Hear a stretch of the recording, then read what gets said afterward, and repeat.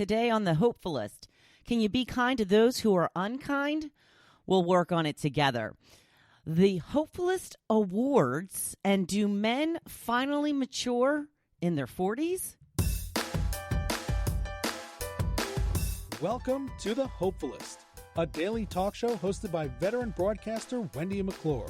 Join Wendy each day as she shares her life lessons that transformed her from perpetual pessimist to the ultimate hopefulist. The perfect morning show to get you caught up on the day's top stories while sharing insights that will lead to positive transformation and bring out the hopefulist in you. For more inspiration, visit hopefulist.com. And now, here's your host and hopefulist, Wendy McClure. Good morning. Happy Thursday. It is Thursday, August 15th, 2019. Thank you for joining me here on the Hopefulist. It is a I wish it were Cocktail Friday Thursday, but we are almost there, people. Almost the weekend. Did you get a chance to check out the full moon last night or this morning? It's quite an amazing sight. Stuff like this always gets me very excited. I love to see things like this. I forgot about it last night. My neighbors came down and they're like, "Did you see the moon?" I'm like, "No, I forgot." So I ran out back and I checked out the moon. And then when I got up this morning, I walked out to the porch and bam, right out my front door. Full, bright moon. Love it. So there is a boat charter that is offering full moon cruises the next couple of nights. I'm not sure when the actual full moon is. It was either last night, tonight, or tomorrow. It's probably tonight because they'll probably bookend it. But we're hoping to go take advantage of that on Friday. It's from 8:30 to 10. You know, that's going to have Joe and I up both later than we are typically used to. I think it will be worth it. It's all the way down in Barnegat Light, too. It's a little bit of a haul for us. The only thing that really concerns me, and it's not a concern, but, you know, now that we all just have these cameras on our phone, we don't buy real cameras anymore. At least I don't. Unless you're a professional photographer, you tend to just take pictures with your phone. The iPhone's still not great with night pictures. So, you know, I'm looking forward to getting some cool shots, but I don't know how they're going to turn out on the iPhone. I even have the latest version. So, I don't have the top of the line, but, you know, I have pretty much the latest version. And they're still not coming out as well as I hope. Maybe I'll have to do some video for you. There you go. I'll do some video. Hopefully that will come out a little bit better. So we'll see how it goes. Mostly, though, I shouldn't worry about taking pictures. I should enjoy the moment, right? Isn't that what I tell you? That's right. I need to take my own advice. Get a little bit of video, a couple of pictures, and then I will enjoy the moment. How's that sound? We'll see how that works out. So tonight is a big night. The Eagles, Philadelphia Eagles, my boys, playing the Jacksonville Jaguars tonight. Now, this is the team that Nick Foles went to, and, you know, it's been in the news all week. Oh, will they go head-to-head? Nick Foles and Carson Wentz. Okay, they're not on the team. They're not on the field at the same time. They're both quarterbacks. They're not going head-to-head. It's just, you know, the hype. They just create this hype, and there's nothing to it. It's silly. They're saying they still don't know if Carson Wentz is going to play.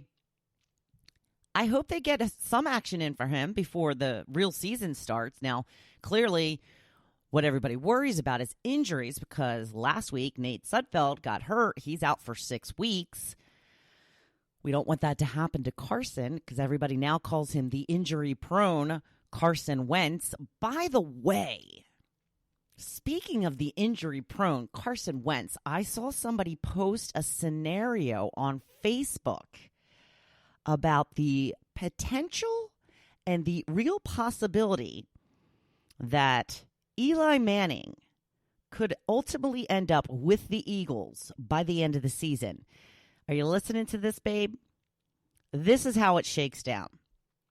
They're saying that if the Giants don't have a not-so-great season like they are predicted to have, and they eventually bench Eli Manning and start to groom the next guy to become the starting quarterback, because we all know that Eli Manning's time is limited at this point. He's been playing a long time. He's got 2 Super Bowl rings, and that he may have to take a backseat to the new guy just because that's going to be their future. I get that. I understand that. So what they're saying is if there is a chance, knock on wood, it does not happen, that Carson Wentz goes down again at some point in the season, that they could make some kind of deal to have Eli come to the Eagles to finish the season for them. I believe Eli has been with the New York Giants the entire time, his whole career.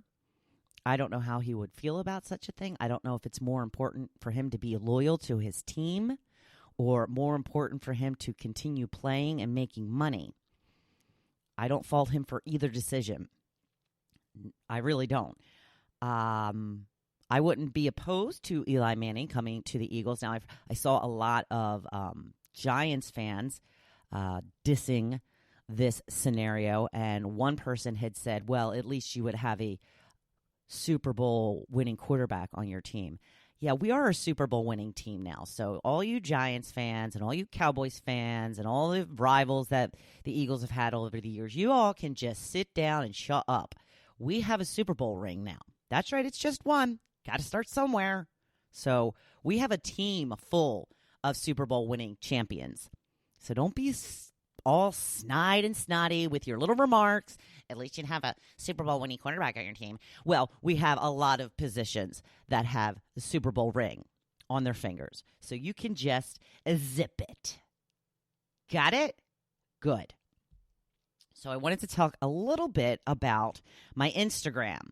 I put up a post yesterday, the same post that I put up on the Facebook page about the spreading kindness. Tip your server, put your cart back, let somebody in traffic, that one. I put that up on my Instagram. And I hashtagged a bunch of things that I had talked about in yesterday's podcast, like Coke, Megyn Kelly, Kelly Clarkson show, a couple of things I had hashtagged that I had discussed in yesterday's podcast. And I got so much play out of this Instagram post. I don't usually get a lot of Instagram interaction. I'm not sure why. Facebook is definitely more interactive for me. I get a lot more responses through Facebook, but I've been really trying to up my IG game. I've been doing a lot of stories. I've been posting more. I've been paying attention to other things more. Is this the way it's paying off? Did Instagram feature me somewhere, or does it have something to do with the hashtags? That is what I'm wondering. Just wondering aloud here, because whatever I did yesterday, I would like to do again, because I have 50 likes or something, which doesn't sound like a lot for Facebook, but for my Instagram, I typically get about 12. So I was pretty happy with that, hoping that I can up my IG game and keep in the game, so to speak. Speaking of social media, I want to throw out a huge congratulations to Diane. You have been given the Visual Storyteller Badge. Now, this is not by me. This is given by Facebook. I have no control over this stuff, but I was just notified today. Diane put a post up on the group page. This morning, she posts often to the group page, which I love and I thank you for. And today, Facebook let me know that there now is a Visual Storyteller Badge. And I've seen these on other pages. I have been given a Conversation Starter Badge on one of my group pages. So Diane is now our visual storyteller. You can be a visual storyteller, too, if you contribute to the group page. Yes, look it up. Like my page, The Hopefulist, and join the group page. All you have to do is hit join. I will immediately approve it, and you are good to go. So congratulations, Diane. Thank you for continuously posting in the group page. I appreciate it. I'm going to get to my topic right away because I found this pretty funny. My friend Nikki had posted an article about how a study was done to see how men mature. Now, according to this study, science says men don't mature until their 40s. What does that say about women's and men's brains? Well, a study was published in 2013 discussing the maturity rate of men and women. Now, both sexes were involved in this study, and they all seem to agree that men stay immature into their late 30s and 40s. I mean, late 30s and 40s. The average age being 43. For women, the fully mature age came 32, which is 11 years earlier than men. And funny enough, men were twice more likely to dub themselves. That was a little slip of the tongue, huh? A little Freudian slip. Dub themselves as immature as opposed to women, where only 1 in 4 claimed men were more immature. So some of the maturity failures list, these are pretty funny. This is what deems you still not fully matured. Finding burps and farts hilarious. Yeah, I've had a lot of those guys in my life. Having mom cook, do the laundry for them. Being unable to cook simple meals. Playing practical jokes. I don't know if I agree with that one. I know that there's people who play practical jokes their entire lives. Doesn't mean they're immature. It just means they're a practical jokester. That's what I would say. Changing jobs regularly. Littering. Yeah, who litters in this day and age? My former coworker I caught littering one day. Walked out of the office in his car, getting trash, throwing it up against the fence. I'm like, I literally just looked at him and I went, did I just get you littering? Ugh, who litters? Gross. It's disgusting. On with the list. Bragging about attracting girls, driving too fast or with loud music, and staying quiet during an argument. That could be just that, you don't want to get engaged in an argument. But yes, there are some of the things that are deeming men and the ladies, I would assume, immature. But it's a little alarming to think that men are not fully maturing until their 40s. So I posted the results of this survey and asked you what you thought. And if you agreed that men don't fully mature until their 40s, and here are some of the things that you had to say. Let me see. I asked, do you agree that men don't mature until their 40s? Jim says, no, I'm hoping to mature in my 50s or 60s. I gave him a fingers crossed emoji. Christine says, yes, so true. And some, not all. Diane still says, still waiting. Just kidding. My husband matured in his 20s, serving his country and being a responsible husband and father. Wendy says, I agree for sure. Kathy says, definitely, at least nowadays.